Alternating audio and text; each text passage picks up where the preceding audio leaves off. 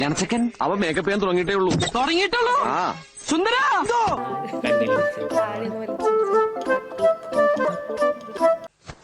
അയ്യോ സമയം കളയത് ഇയാളെ സുന്ദരനാക്കോ. സുന്ദര അനങ്ങാതിരുന്നോ.